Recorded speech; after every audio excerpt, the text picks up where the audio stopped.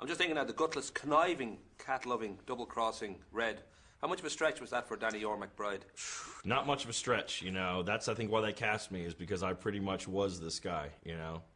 Well, there is that sense from Cheech and Chong to Harold and Kumar and Lebowski and so many others that there's a subgenre, the stoner comedy. I don't know whether for you there was a sort of sitting down one night and kind of getting yourself in tune with that world, or whether I know this world pretty well already. It was pretty much a lifetime's worth of preparation for this film, yes. And the notion too that I read that the action sequences, for example, this is something that was done quite naturally, and there's a week of you had to shoot of being battered and bruised, and yeah. In moments like that, do you just sort of say this is the life, or do you think what the hell am I doing? You know, luckily it was funny, you know, the fight, that we would laugh and we were like, I can't believe that I just threw James Franco through that, but yeah, it definitely is pretty surreal when you're just coming to work for a week and you're just having the hell beat out of you. It is pretty weird, but it's all in good fun, so it's not bad.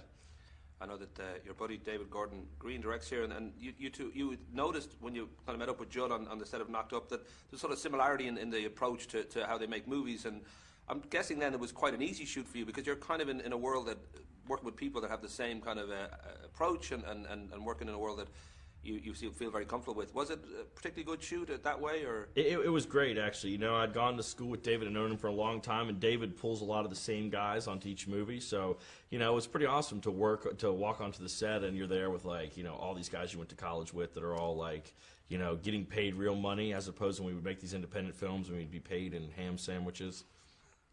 We should mention, too, that you have Tropic Thunder coming up, and this idea that, especially right now, you're on the very close to being an international jet-setting movie star. I don't know whether you feel I'm ready for this, I'm ready for my close-up, or whether you feel this seems to be happening to somebody else. I'm not quite it definitely feels a little surreal, you know, but yeah, it's like I see him and I'm like, oh, I'm such a small part of both of those films.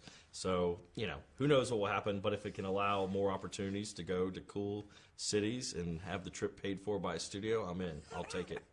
You started out in art school with David Gordon Green, and at that stage you wanted to direct and you wanted to write, and the idea that you've become, you know, known for your acting as probably more than the movies you've made and the stuff you've written.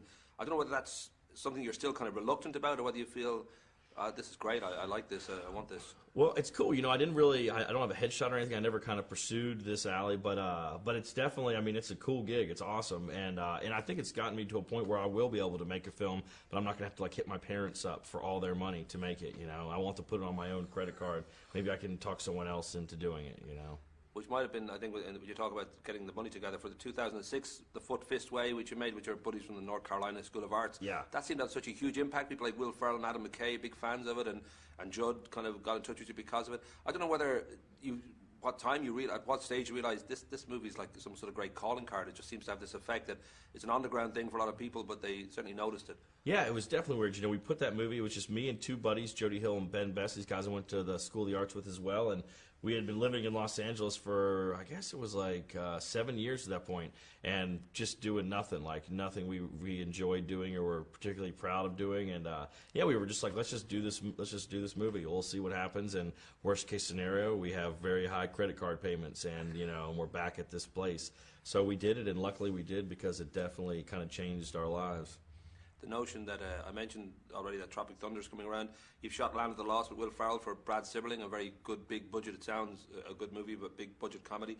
You've got the HBO pilot what is it? Do you know the name now? Well, when we shot the pilot, we called it Eastbound and Down, but we don't. I don't think that's going to be the real title. We stole that from the theme song to Smoking the Bandit, so I don't think we're allowed to name it that without being sued. But then and you've got, hopefully, you're thinking about Precious You and Your Highness as scripts that are kind of might come to fruition.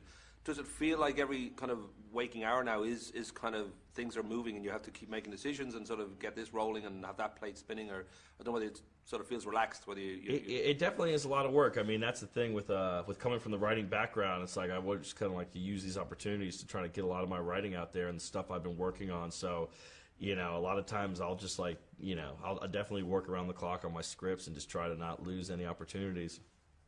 The idea that I think it just seems such a short space of time from playing bust ass in All the Real Girls to being in something like Land of the Lost. It's such in Hollywood terms, it seems like a weekend that this has all happened. I don't know whether it feels a little vertigo-ish for you, whether you're kind of not quite sure what exactly happened here. You know, it definitely feels. You know, after all the Real Girls, I really just did that as a favor for David, and so after that, I didn't have any intentions upon pursuing acting anymore. I just went back to what I was doing, and it's definitely weird that everything has gone back that way. I'm impressed that you actually know more about my career than my own family does. So hats off to you. It's my job. Talking about family, I was going to ask about a name like Dэнny MacBride. It's almost, I'm sure there's a ballad. There's Willie McBride. I'm sure there must be a ballad for Dэнny MacBride out there somewhere as well. Hopefully. Maybe we'll write it tonight. I think we should. But I don't know whether you kind of are aware of where exactly that line comes from over here. You know, I know that my dad does have relatives here, but I'm not sure who they are. But I intend to find them this evening. Because you could own a castle or even a county. You don't know. That'd be cool. I'd take it. Yeah. I should also ask the R in your name. I don't know what the R stands for.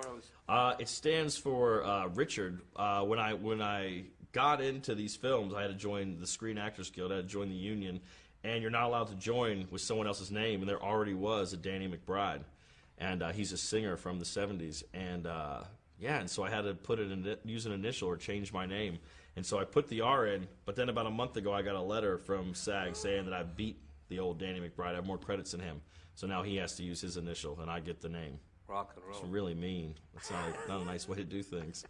I should finish by asking if there's a sense of like, just as I say now, with the Entertainment Weekly, for example, did a big piece on you recently, and if there's a kind of a game plan for you, whether you think, well, ultimately I'd like to be, where Seth is or where Will Ferrell is, or whether you really would like to be where David Gordon Green is in 10 years' time, where you kind of be known for films you made rather than you're that really funny guy I would just like to carve my own path. I think with this TV show, we're definitely doing something really different with it and writing that and producing it, and I definitely want to step behind the camera as well. So I just want to keep moving so I don't get kind of labeled as one thing for too long.